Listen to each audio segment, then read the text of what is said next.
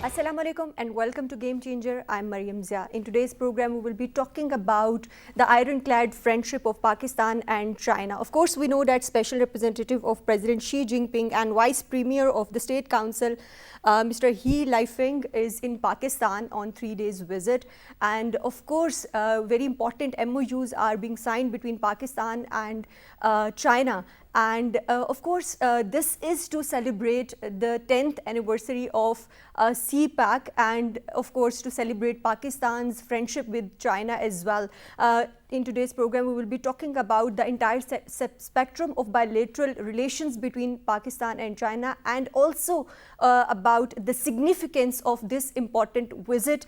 And we will be talking about the updates that are going on, different projects of CPAC.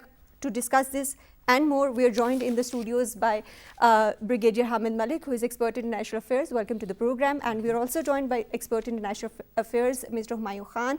Welcome to the program. And we are joined online by Secretary General BRI Alliance China, Dr. Sui Zhong. Welcome to the program.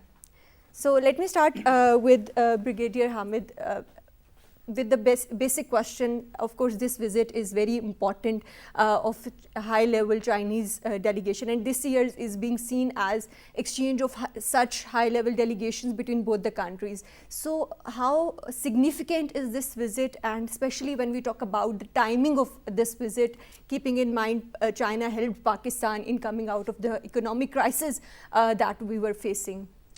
I think this is a very landmark visit, and it is a very high-level visit. The Chinese Vice Premier, along with the high-level delegation, is visiting Pakistan, which also signifies that they are very sincere and they are very focused as far as the development of CPEC projects is concerned. And what we have seen that in the last decade or so, as part of the Belt and Road Initiative, they have been very focused in bringing a multitude progress to Pakistan. It is not only the infrastructure, as well as the energy shortage wall is concerned. They have been very forthcoming coming to Pakistan. And I would also like to highlight that now it signifies the second phase of the CPEC, which is going to take off. That is the economic processing zone, which we have been talking about. And they are also coming with the technical support to Pakistan, that is the transfer of technology, which is going to give a quantum leap to not only our industry, to our IT, to our agriculture also. And it is not only the government to government contact which is going to give Pakistan a sustainable growth, but it is also the person to person contact which is going to be more cemented. Of course. As we know, it is not only the economic aspect China has been supporting us, has been actually the diplomatic efforts of Pakistan which has been being supported by China wholeheartedly. And what we have seen in our history, that whenever every natural calamity is there, whenever there is an economic crisis in Pakistan, Chinese brother has been always forthcoming, helping out. And it is not only that they come and give us the financial support, they are also very open to give us the technology. And I think as far as the industry is concerned, we do require that our technology has to be updated. And this technology transfer by China is going to give Pakistan a technological boost, and it can also going to help raise our GDP and also poverty alleviation and job creation in Pakistan. Of course, this is a very significant visit when we talk about Pakistan's strategic partnership with China. So, Dr. Sui, when we talk about this important visit, how do you view this visit? And also, we are celebrating the 10th anniversary of not only CPAC, but the launch of BRI as well. So, how do you view all these developments? Well, the Belt and Road Initiative is the proposal started by the People's Republic of China to link Asia, Africa, South America, Oceania, and Europe through the land and sea network in order to improve regional integration, boost trade, and boost economic growth. So China's President Xi Jinping finalized it in 2013 after drawing the inspiration from the Silk Road, which was built 2,000 years ago during the Han Dynasty. The BRI comprises Silk Road economic belt and transcontinental passage that links China with Southeast Asia, such South Asia, Central Asia, Russia, and Europe by land, and a 21st century marine Silk Road as sea route connecting China's coastal region with Southeast and South Asia, the South Pacific and Middle East, and Eastern Africa, all the way to Europe. So the initiative defines 5 major priorities: link policy coordination, infrastructure connectivity, unimpeded trade, financial integration, and connecting people. So the Belt and Road Initiative has helped the world economy rebound in a big way by making it easier for infrastructure to connect with each other. More than 3,000 cooperation projects has been taken under the BRI and creating 420,000 jobs and lifting nearly 40 million people out of poverty, according to the official statistics. So the latest example of projects are the China-Laos Railway, which began operation of international passenger trains in April, and the Jakarta-Bandung high-speed railway, which is expecting to start operating in August, according to the Indonesian media. I think this event for the visit of our Deputy Prime Minister is good another point for restart or just strengthening the cooperation between our two countries in the CPAC. Of course. Dr. Sai, this visit is very important, and of course you highlighted the key points of BRI as well. But we know that, of course, Belt and Road Initiative put China in the global leadership role when we talk about the global politics and global economics. Can you tell us about the progress on different projects of BRI when we specifically talk about it, and how this has essentially changed the global economy? Yeah, so we think BRI is an outstanding success because, it makes infrastructure improvement happen in many different countries with different culture and ways of running things. China has been very generous with their finance, human capital, and technology to help other emerging countries building, strengthening their economies. These projects, many of these projects has helped people in more than 150 countries that are now connected to China, and the investment in infrastructure is one of the best way to boost economic growth. In China, there's old saying that is said, if you want to be rich, you have to build up the road first. So we have helped many countries to build up the infrastructure, especially in transportation. And the main goal of the BRI is to help the world's economy to grow and stay stable. So China has also put a lot of effort into exploring new areas of BRI cooperation, such as health, green development, and digital industry, including the poverty alleviation, in addition to standard infrastructure projects. So BRI has helped not only the country that hosted the event, but also China ourselves. So, this is beneficial proposal and the initiative. Of course, this is a beneficial proposal, but Dr. Sohi, we see a lot of criticism when we talk about Belt and Road Initiative. How would you answer those criticism, especially coming from West and Western media? Be involved in this kind of cooperation, they just suspect and they didn't contact and didn't be involved, so they just use some suspect opinion, but actually I think that's not the fact. Just now I have mentioned, we have done a lot among the countries. If not, why we have now signed the MOU with 151 countries in the Belt and Road projects or the co-cooperation. So I think this is one of the just proof that they have, the country which have been involved or participated has got their benefit in the cooperation. So I think in for example in China, in old times in the Qing dynasty, we just close ourselves, and then the developed way has been changed, and no information has been exchanged between our country and other advanced countries, then that caused some of the not good outcome. But I think these kind of country or the people who suspect or criticize, that's also because of their they just they didn't that they are not open enough. I think well, the way to develop for the global sized perspective, so we need to cooperate with each other.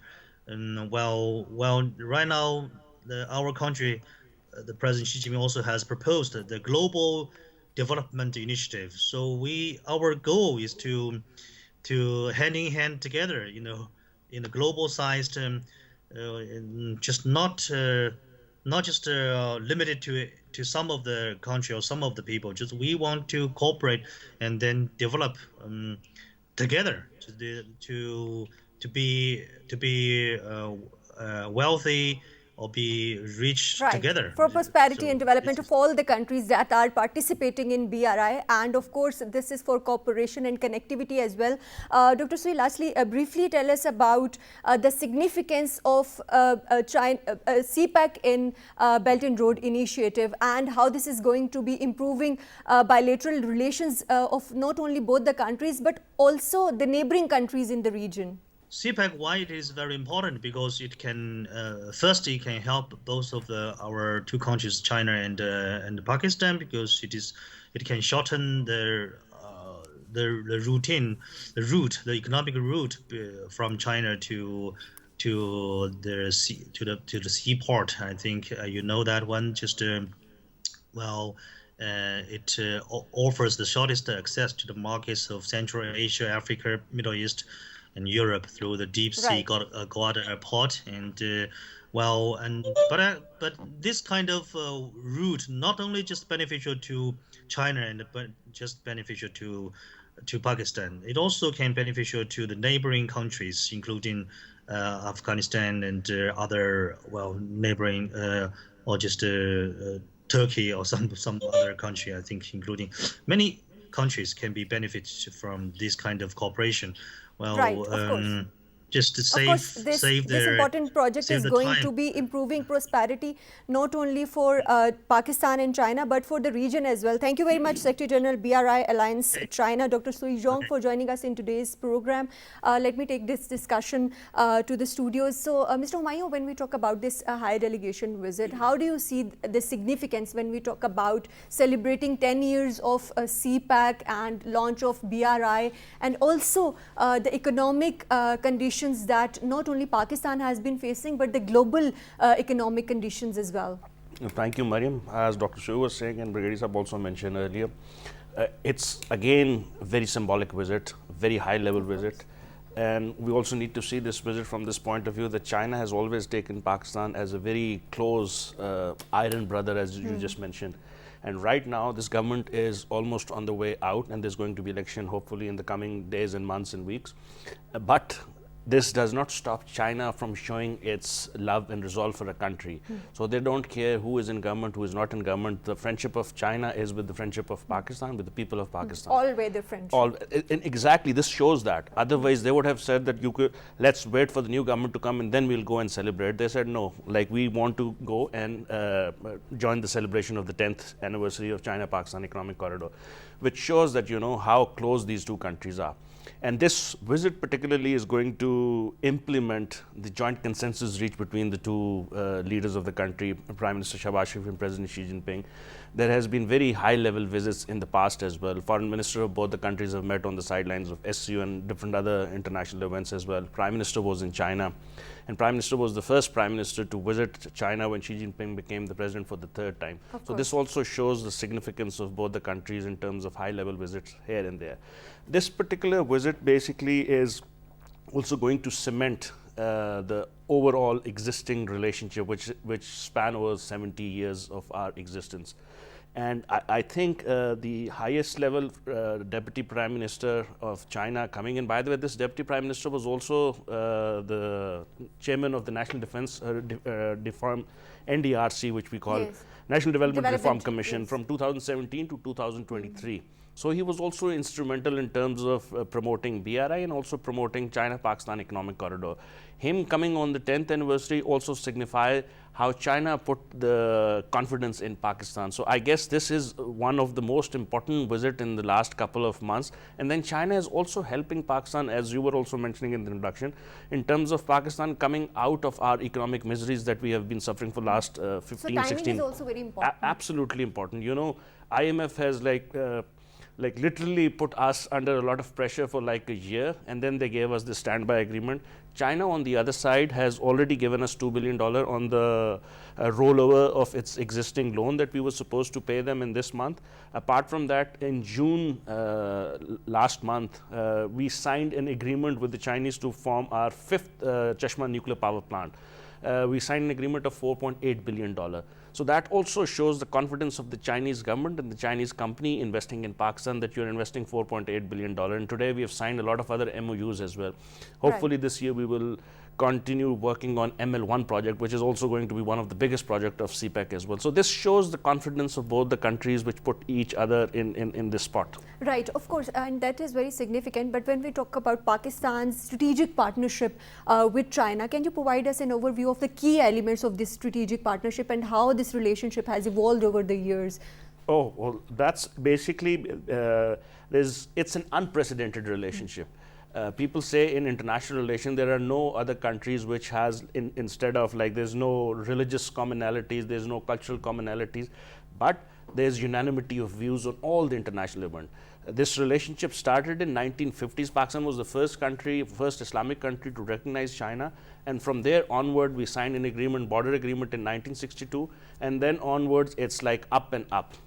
They have provided us economic support. And by the way, as Brigadier Sahab was also mentioning, it's not always that Pakistan was all the receiving end. Pakistan was also the first country which helped China break its isolation. PIA was the first airline which used to go into Beijing when no other airline was going. And then China also brokered a peace deal between United States of America. Pakistan brokered a peace deal when Henry Kissinger was flown to China, and that also in 1971 when Pakistan was also suffering from a worst catastrophe of our history as well. So in that sense, Pakistan also supported China when China was needed, and now that Pakistan is in need, China is supporting us. We have our relationship, KKH is also a manifestation of our relationship. Then we have military to military cooperation, very close cooperation. HIT, PAC, Camera, you name it, there are like many other, like there's tank collaboration, there's missile collaboration, there's like JF-17 is the latest collaboration. Now we are about to buy J-10 from them as well. So there's like a history of like very close collaboration. And then now when we are entering the second phase of CPAC, we are hoping that there's a transfer of technology from China to Pakistan, because now we are setting up into the industrialization phase of Pakistan. Then agriculture is also one of the most important aspects, where we have signed many MOU when we started CPAC back in 2013. There's transfer of technology in terms of research and development, seeds, hybrid seeds. So I guess this relationship, you cannot find any precedent there. And then there's somebody in international relations, there was somebody said that what Pakistan is to China, Israel is to United States of America. That's how they explain this relationship, and that still does not justify, because our relationship with China is higher than mountain, deeper than ocean. These are the cliches, these are cliches, but they really explain how Pakistan is close to China and how China is close to Pakistan. But when we talk about geopolitical dynamics, how do you see that our diplomatic ties with China affects or impacts our relationship with other countries, neighboring countries, and to major powers as well?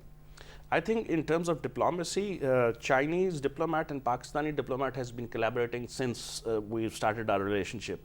And there is not a single view where Pakistan has gone where China has not gone. Almost all the international events, big international crises, take COVID, take geopolitics of the world, take different international agreements, Pakistan has always sided with China. We believe in one China policy. We believe that, Taiwan is part of China. We believe on one government, two system. So Pakistan always believe in the Chinese mode of international diplomacy, and same is with the China.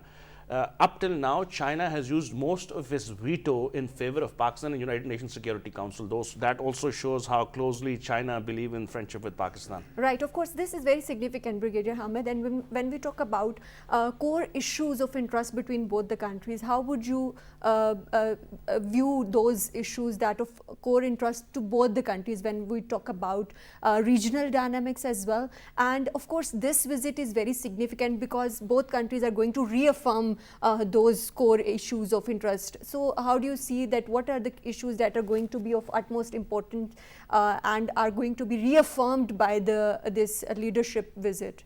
I think first we need to understand that the relationship between China and Pakistan doesn't form any diplomatic norms, because every country has its own interest. But when we see Pakistan-China friendship, it is more like a brotherly relationship, as also highlighted by my colleague, that in every aspect we have a unanimous view.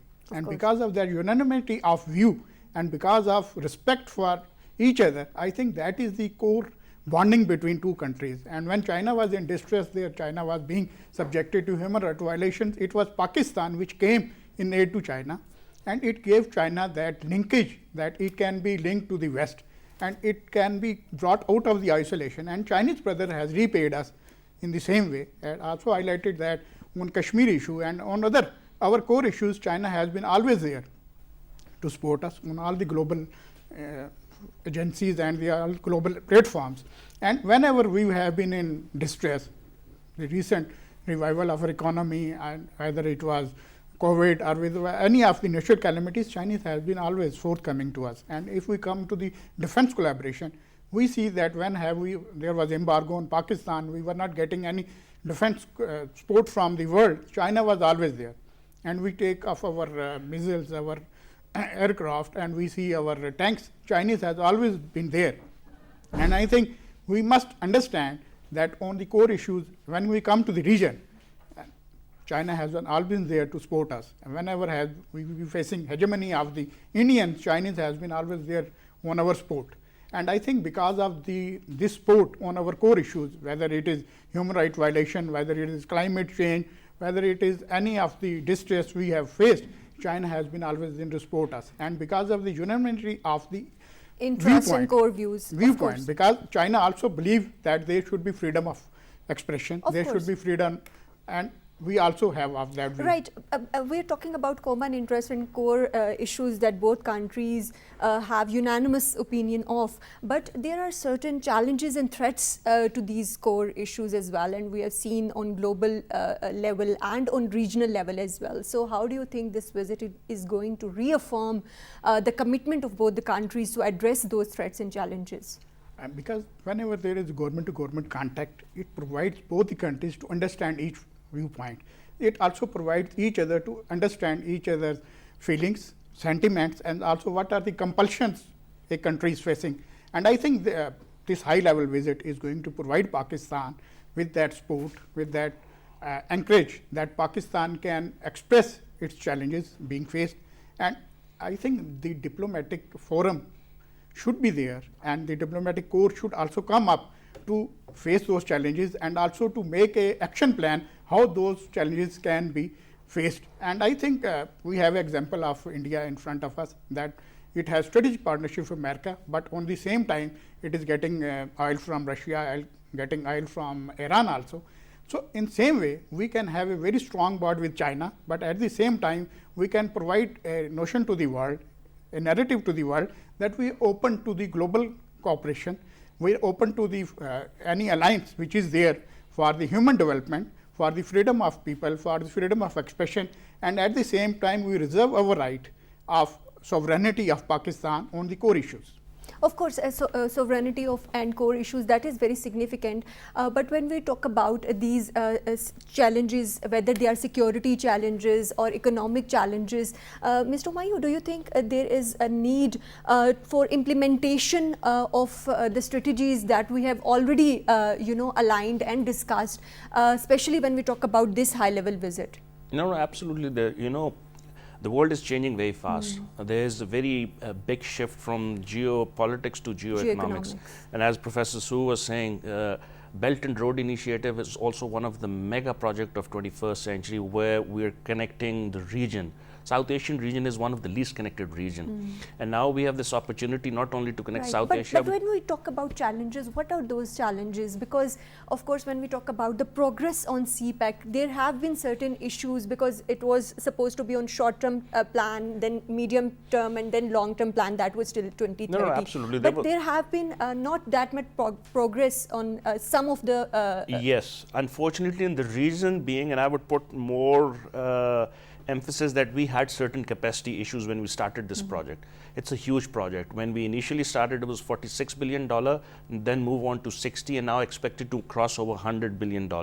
So we had in the past teething problems, and it's so this is a time for reflection as well, as we are celebrating the 10th anniversary. Absolutely, and I guess what we have done now is there is like different government. KP has a different government, Punjab has a different, Balochistan has a different government. So there was an issue of inter-provincial coordination. Then there are many other issues in terms of security. Our Pakistan Army created a special security division which is dedicated for this particular security. As of now, when there has been a lot of criticism in terms of Pakistan providing security, there has not been a single attack on the CPAC project. There are certain other attacks on the Chinese interest, but they have nothing to do with the CPAC. So SSD has been very effective in terms of providing security. Apart from that, international criticism. Our neighboring country, India, has always been critical of Pakistan's and Chinese involvement in China-Pakistan Economic Corridor. United States of America, Wendy Sherman, the previous Assistant Secretary, she used to criticize CPAC quite a lot by saying it's a debt trap and this and that, which has been absolutely, with due respect, nonsense allegation. Because as of now, if you see, when Pakistan was in distress, China rolled over its existing loan that we owe them. That is so much significant. This year, 27th of July, $1 billion was supposed to be given to the Chinese company, Exim Bank or others, which they rolled over for next 2 years. So that is also signify how Chinese see Pakistani side, and this is also, there is a realization that, this criticism is going to grow. We need to focus more on extending China-Pakistan Economic Corridor to Afghanistan, to Central Asia, to Iran, because once this region is intact and this connectivity became more viable, there is prosperity for the region, and then the sky is the limit. Sky is the limit. Of course, absolutely. Of course. We are talking about Pakistan's strategic partnership with China, and of course, the progress on CPEC as well is also very important. We will be talking more about it, but after.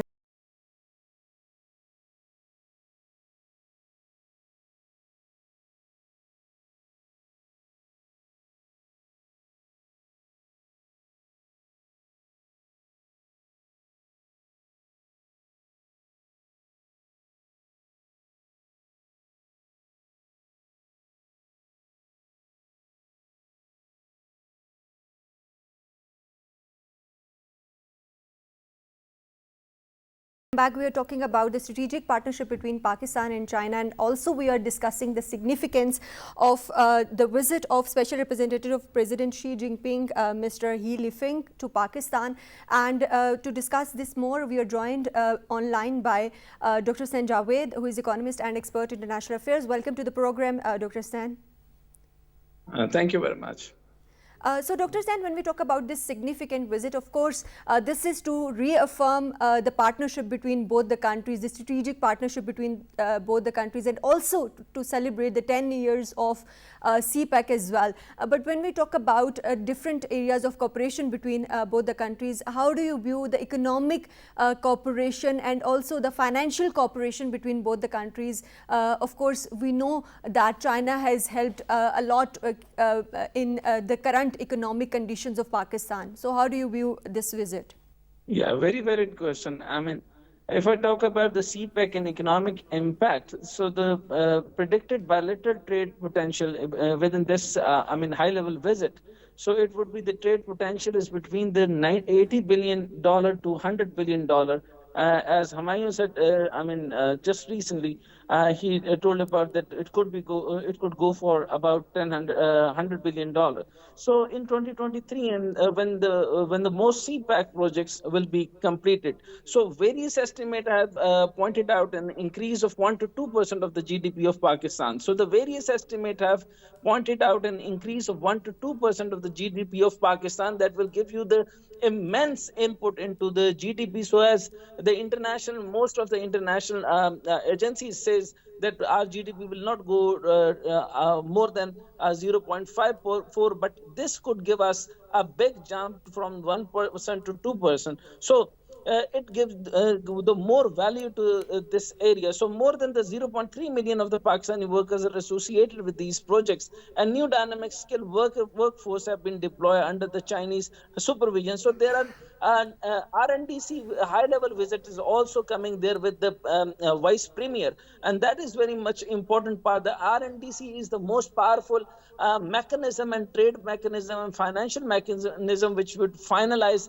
the project. So our projects are going good, and the what the regional impact goes to the BRI has successfully bridged the gap of the and clear the doubts. So SEZ under the CPAC, they will continue to the Dabaji SEZs where the light engineering, automotive, auto parts, chemical, pharmaceutical, consumer electronic engineering, textile and garments, and so on and so forth. So they are moving on to the Allama Iqbal industrial plant, and then they are moving to the different areas. So what we can see, the three structural reforms in Pakistan required immediate action, so that the premier after the premier visit, we can establish the structural development under all the ministries. This is very good that all concerned ministries from Pakistan and the NDRC along with the premier came to Pakistan is a very much functional area. So that's mean that the project will go on to the higher level, and it will maybe under my reports, and as I talk to NDRC, that will go to more than $100 billion maybe. So this aim to the better area and the better suspension of the ideas. So which gives the more regional power. So if I talk about the economic diplomacy, so this gives you the diplomacy where the proximity to one another crucial, and the private sector involvement must be maintained. So I would request all of the public sector or the private sector also must involve in the special economic zone, which is about the 9 economic zones. Public-private partnership is also very important. Narrative. Right, of course, and let me take this discussion to the studios. Brigadier Hamid, when we talk about Pakistan's strategic partnership with China, how do you see that China-Pakistan economic corridor and a number of initiatives in this CPEC project aligns with Pakistan's own development and economic plans, and also Pakistan's diplomatic relations with the neighboring countries? I think CPEC has provided a new dimension to the relationship with China. And if we see that our relationship started in 50s and it transformed, that earlier Pakistan was supporting China, and then China coming into all-out support to Pakistan, whether it is a revival of economy, whether it is any natural calamity, whether it is technology transfer, whether it is defense collaboration. We have already talked about that. And I think now this is the new phase of CPEC which is going to take place, and with the Chinese Vice Premier, and who is also the chairman of their NDRC, and who is also the mastermind of the CPEC projects also. And I think he is going to give Pakistan a policy framework support also, that how we are going to take over the next phase, that is actually the technology transfer, that is also the industrialization in Pakistan. And I think this is very important point in our history and also in our technological leap into the future. And it is going to pay a long way to Pakistan. It is not only going to have more job creation for Pakistan. Now we have the, as well as network of road is concerned, it is always there. We have regional connectivity, not only to the going to Afghanistan and Central Asia, but going to Far East and Southeast also, and to the Gulf also. And even Iran and India are also part of that regional connectivity with us.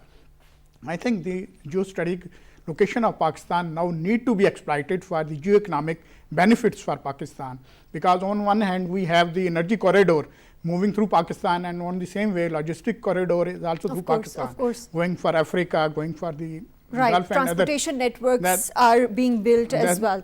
That transportation network has been built. Now it needs to be expanded. It needs to be have that connectivity to the markets around us. And at the same way, when you have that economic bondages with the neighboring areas, naturally your tension in the region is going to reduce. And we have already been very open in saying that we don't want tension in the region. We want economic prosperity. We want to pull out people from the poverty. We want poverty elevation. We want freedom for all. And we also have a global alliance as far as that there should be economic development for the poor. Of course. And I think this mindset and coming with the Chinese help is going to long way for the economic development of not only Pakistan but of the region also. Of course, this economic development is very important not only for Pakistan but for the region as well. But Mr. Humayun, when we talk about Pakistan's economic conditions, of course Pakistan is looking for economic diversification. So how do you see that this visit is going to cement China's support for Pakistan in achieving economic diversification? What are some of the areas in which Pakistan needs to diversify, of course, for job creation and for economic stability? I guess, as Brigadier Sahab was mentioning, we have already set up the base. We now have good road infrastructure, we have good railway network, we have good electricity. When CPEC was started, we were losing almost 2% of our GDP because of the lack of electricity. Now, within 10 years, we have added around 10,000 megawatt of electricity, and for next 10 to 15 years, we are amply satisfied with the demands that we have, and now we need to diversify. Like, it's more than what the installed capacity is more than 36,000 megawatt, and we use 26,000 megawatt. So in terms of the stage, it is now set. Now the second phase of China-Pakistan economic corridor is special economic zones. Dr. Saab also mentioned, and you've also mentioned, there are like 4 priority economic zones which are under construction. Dhabeji, Rashakai in Islamabad, and then other than that, Gwadar. So not only the Chinese companies are going to come there and invest there, we're going to attract more international companies as well, from UAE, from Western Europe, from US, from any other country is more than welcome if they want to come. So with this stage set, we are going to attract more foreign direct investment, and we're going to diversify our economic system from being an import-led country to an export-driven market. And if we can able to do that, we have 250 million people, and in that we have the largest youth bulge in the entire South Asian region. So we need to employ more youth in that. We need to export more. Once we have all these resources, I guess, again, I'll say sky is the limit. Sky is the limit, of course. But when we talk about, Dr. Sen, when we talk about Pakistan's relations, especially trade relations with China and economic ties with China, there are certain trade imbalances as well. So how do you think, what are some of the steps that are needed to promote more economic, equitable relations between both the countries? I want to answer in that way that SIFC is the better, way out to do that, because now currently we are focusing on the FDI, and the major foreign direct investment comes from the China, of course, because if we see the project over the past decade from we can see that the huge investment over there in the Gwadar, from the hospital to the vocational institute to express to the highways to the Hakla DIG motorway and the Hakla and 720 megawatt of the Korot hydropower projects and many more. So now they are focusing on the second phase, which is due by 2025, which is ML1. Let's hope for the best that it will start very soon. And then is the Karachi Hyderabad motorway project, economic zone, and hydro power projects. Why I'm focusing on that? We must have to first figure out and outsource all these public SOZ, state-owned enterprises, along with the Chinese and other Arabian countries, what we can through the Arabian Peninsula, or what we call it from the UAE to Saudi, so that they can be partnered with us in the steel mill, they can be partnered with us in the PIA, they can be partners in any other subjects, and SOZ economic zones is also more than the 5 lakh acre. So this is the very important part. So why not we can call up for the Thercoal power project? Why not we can call up for the 888 kilometer of the road network? We can have the number of capacity, and we have the very good relationship under everything. And now the government stability is very much important, and the duplication, as Humayun said, the duplication is very much important. Everywhere is the horizontal and vertical linkages. There are multi ministries, so it cannot work. We must have to operate under the one window operation, and we must have to focus on the foreign direct investment. As our reserves are going less and less, and we must not have to blame anybody, but now we have to focus on the economy, because we must have to get our foreign reserve more than the $20 billion, so that we can come up with the better results. So as far as the multinational companies must have to come, and for that reason we must have to give them the better what we call it, the complete taxation holidays. And when we get the taxation holidays, then it can go up to the foreign direct investment goes up, the automobile industry can come up, then the Chinese automobile company, which is vice versa, the Toyota and the Honda and other companies are very much pricey. So the Chinese company could come to Pakistan, and they can establish steel mill, they can put our money into the PIA, they can outsource of the different areas. So we must have to create some high level steering committee, so that we can decide what would be the window operation, what would be the single window operation, how can we all, there are the 6 to 7 ministries over there in Pakistan that is, currently present in this ceremony. So from the planning division to Ministry of Industry, from the commerce to foreign office, we must have to elaborate and structure the area so that we can plan, and the board of investment is very much important, so that we can talk to them. And the second most important thing, which is I always concern the economic what we call it, the attaches, so the commercial counselors. And we must need to understand that China has sent this time the very main important person. I have known 2 people out of 7. The whole 7 people, only 7 people Right. are running the Politburo of the whole China. So if 2 people are coming here in Pakistan, that means they are very much focused to Pakistan for the flagship program, starting from the Gwadar to the Char Bahar. So we must Right, not have of to course. give all the money to the Iran, to the Char Bahar, which is $400 billion. We must have to retain this multi-dollar FDI into Pakistan and complete it. And the Politburo is very much important. So we need to work with the NDRC more closely, so that we can get the benefit at max. Of course. Thank you very much, Dr. Snan, for valuable advice that you have given for smooth implementation of different projects of CPAC.